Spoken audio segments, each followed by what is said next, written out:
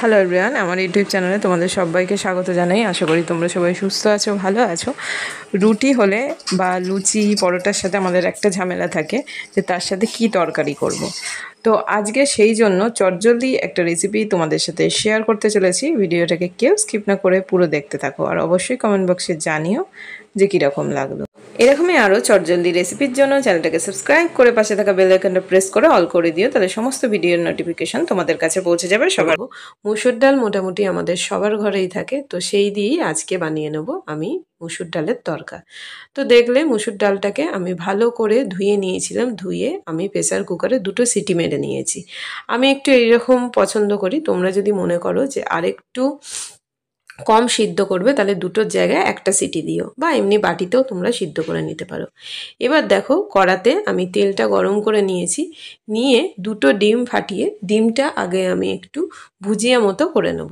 তো এর মধ্যে একটুখানি নুন দিয়ে নিলাম, দিয়ে আমরা যেমন ডিমের ভুজিয়া করি সেটাকে আমরা রেডি করে নেব। ডিমটাকে দেখো আমি এইভাবে ভেঙে নিচ্ছি, নিয়ে ডিমের ভুজিয়াটা রেডি করে নেব। তো রেসিপিটা কিন্তু খুব ভালো লাগে, তোমরা একদিন ট্রাই করে দেখো, অবশ্যই আমাকে কমেন্ট বক্সে জানিও যে কীরকম হলো। খুব ইজি কুইক হয়ে যায়। এমনি তরকা করতে তোমরা জানো যে অনেকগুলো সিটি দিতে হয়, তো মুসুর ডাল যদিও তোমরা জানো যে তাড়াতাড়ি সিদ্ধ হয়ে যায়, সেই জন্য রেসিপিটা খুব কুইক অ্যান্ড ইজি। এটা কিন্তু তোমরা বাচ্চাদের টিফিনেও দিতে পারো, পরোটা বা লুচির সাথেও কিন্তু এটা ভালো লাগে।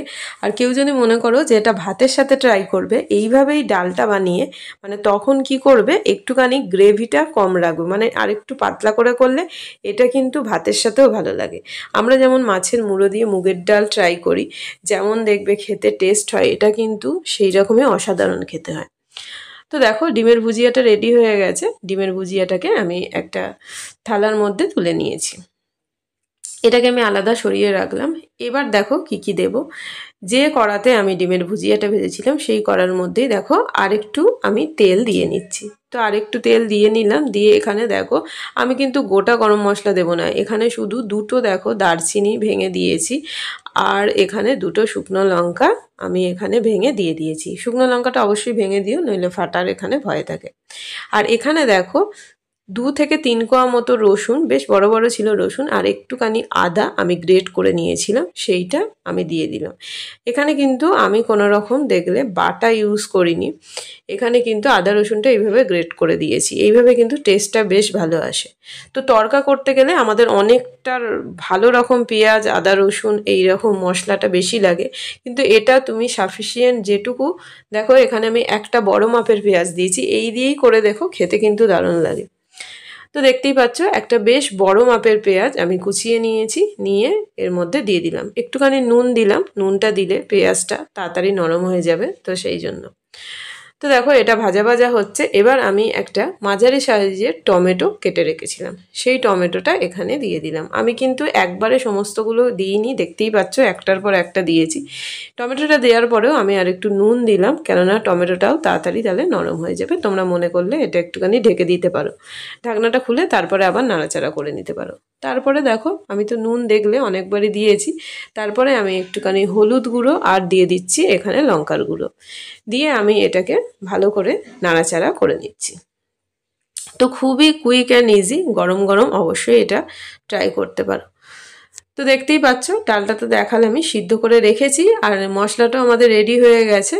এবার যে সিদ্ধ করা ডালটা এর মধ্যে ঢেলে নিলাম, আর যখন আমি সিদ্ধ করেছিলাম ডালটা তখন কিন্তু আমি তার মধ্যে নুন আর কাঁচা লঙ্কা দিয়ে দিয়েছিলাম। যেহেতু আমি দেখো এখানে হলুদ লঙ্কা দিয়েছি, দিয়ে এবার ভালো করে আমি মিশিয়ে নেব। তো আমি আরেকটু লঙ্কার গুঁড়ো এখানে অ্যাড করব, বা তোমরা কাশ্মীরি লঙ্কা গুঁড়ো অ্যাড করতে পারো, যে যাতে কালারটা ভালো আসে। তো দেখো আর একটু আমি লঙ্কার গুঁড়ো অ্যাড করেছি। আর দেখো আমি যখন এই যে ভিডিওগুলো করি, সূর্যের আলোটা যখন পড়ে তখন কিন্তু বেশ ভালো হয়, আর জানলাটা হাওয়ার জন্য দিয়ে দিতে হচ্ছে।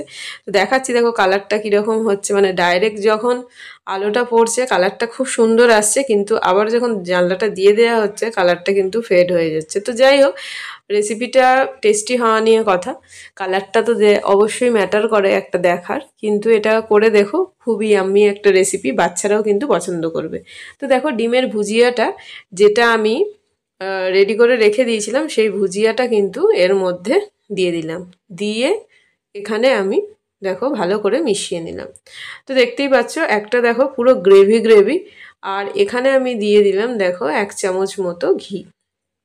ঘিটা অবশ্যই ট্রাই করো, কেউ যদি মনে করো ঘিয়ের জায়গায় বাটার ইউজ করবে সেটাও কিন্তু অবশ্যই তোমরা ট্রাই করতে পারো। তো দেখো আমি পুরোটা গ্যাস বন্ধ করে দিয়েছি, এবার তোমাদেরকে দেখাচ্ছি। দেখো এইরকম একটা লুক এসছে, খেতে কিন্তু সত্যি অসাধারণ হয়। তো পুরো এটা রেডি, এটা সার্ভ করার জন্য একদম রেডি হয়ে গেছে আমাদের মুসুর ডালের তরকা। অবশ্যই আমাকে কমেন্ট বক্সে জানিও কেমন